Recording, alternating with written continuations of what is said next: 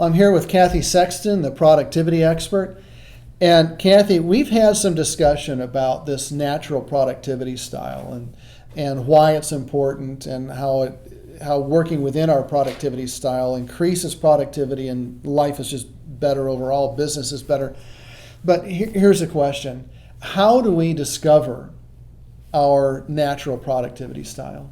Well, there's a couple different ways. One is just being more in tune to who we are and what we do and how it affects our natural life. When we're doing something and it is causing frustration, it's causing things just aren't working, taking a step back and saying, hey, is this really working for me? Do I need to change it up? Yes. So it's really being that awareness for ourselves is one. And then it's almost having like a signal. Correct. Like when something just starts feeling wrong and it's like, okay, alert, pay attention, mental note, maybe even write it down. Right. And that's a perfect example. So when you are getting constantly stressed around the same thing, perfect example, a small business owner. Okay. Generally, not all of them, but a lot of them are very creative. That's why they're entrepreneurs, right? Yes, that's right.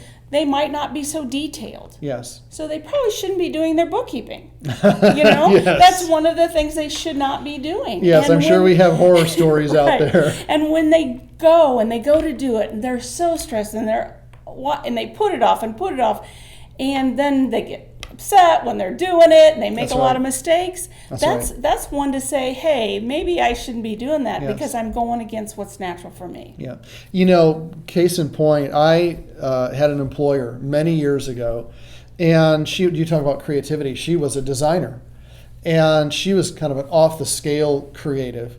And for a period of time, she had an accountant that paid the bills, paid the taxes, did all that.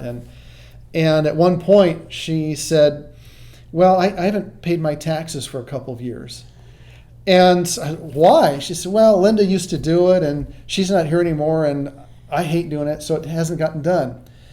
And we can kind of joke about that until we talk about the point where she lost her home, she lost her car. I mean, it got taken from her.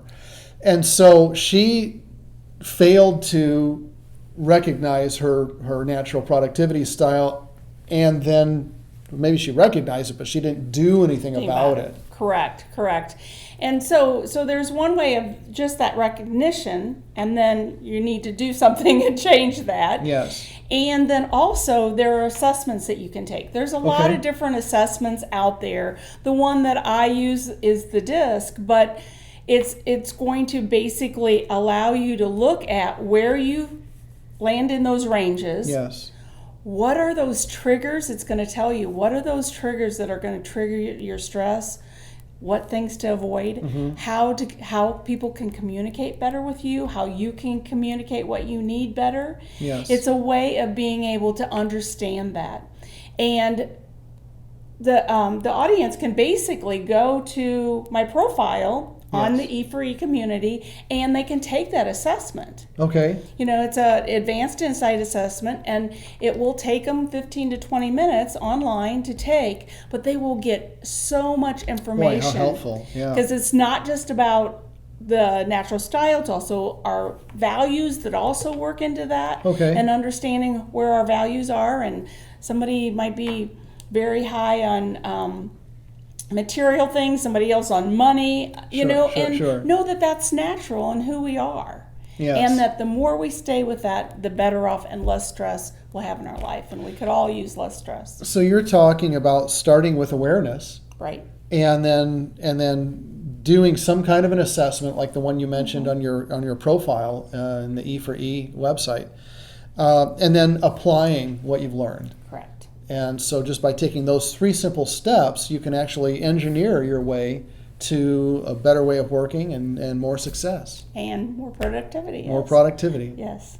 Cathy, thank you for joining us today. You're welcome. Thank you. Okay.